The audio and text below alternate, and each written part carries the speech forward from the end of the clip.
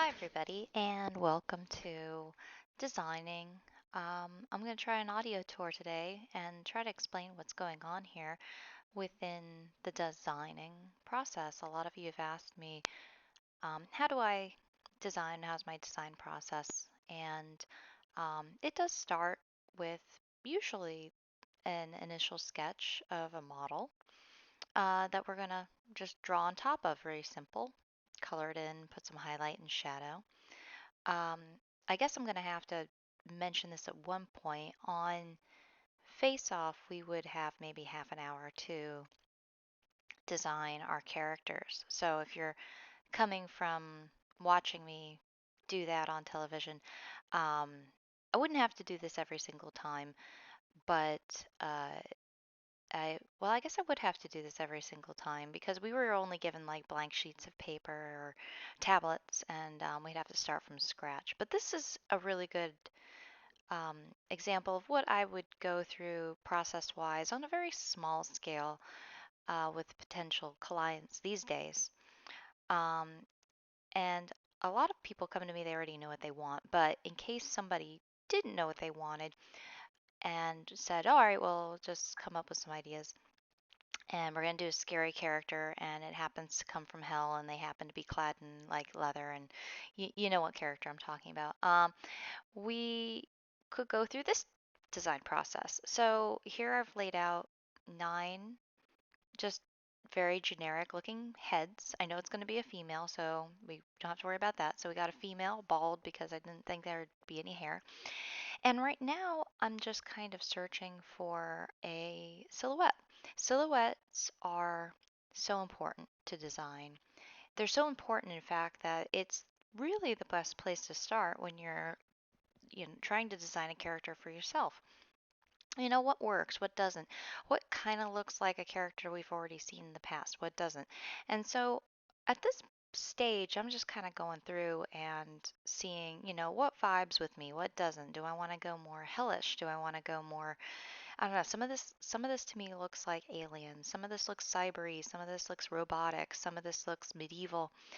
I'm just going through and seeing what works for me and where I could go with it because honestly, at this point, I'm open to almost anything. And your brain, for or at least for me, your brain can go in all sorts of directions once you actually see something that resonates.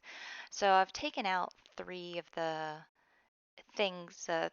heads right now because I'm like, all right, that those weren't working at all. Let's start narrowing this down. I feel like I'm at a point now I can start narrowing it down.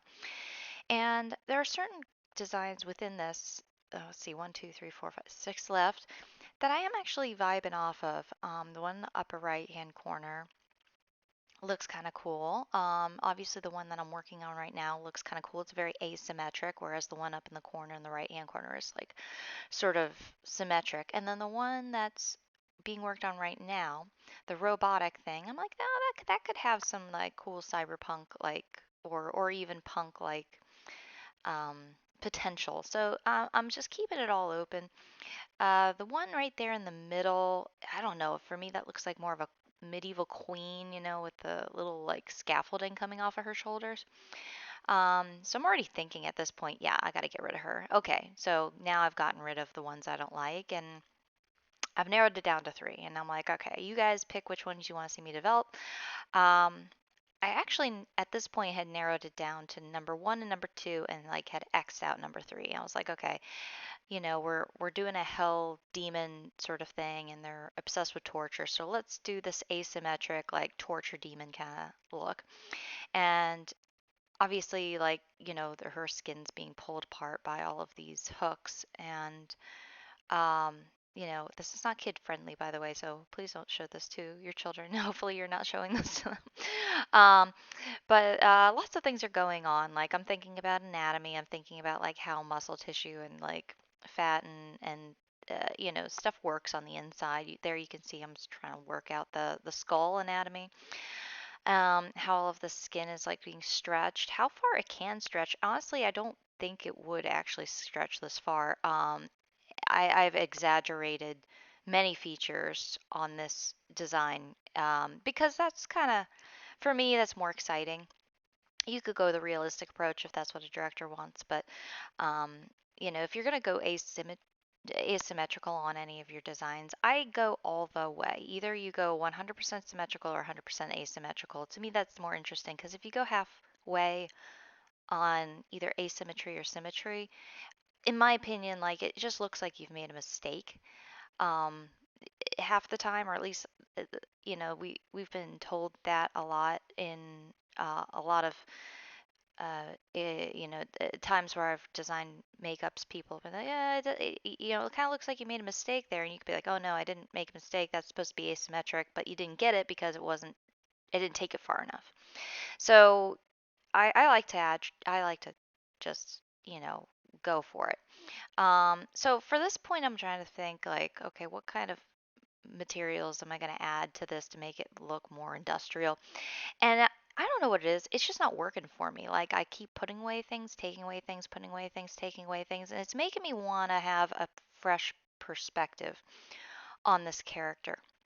I keep adding contrast, I keep adding shadows, I keep adding highlights, but something's not working for me at this point in the process. So as you can see, I will go over to the other design that I was deciding if I should, attack or not.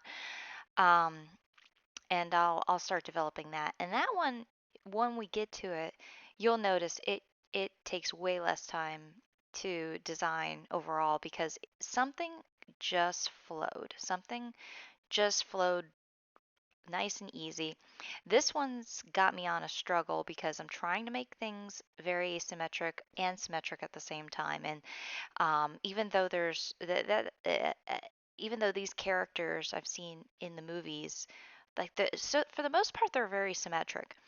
I wanted to do something like torturous and something that looked a little bit more painful of the filleting skin. So yeah, at this point, really we're just sticking with three colors. I mean, we're just sticking with light and shadow. Obviously, you can see we're sticking with darks, a mid-tone, and a light tone.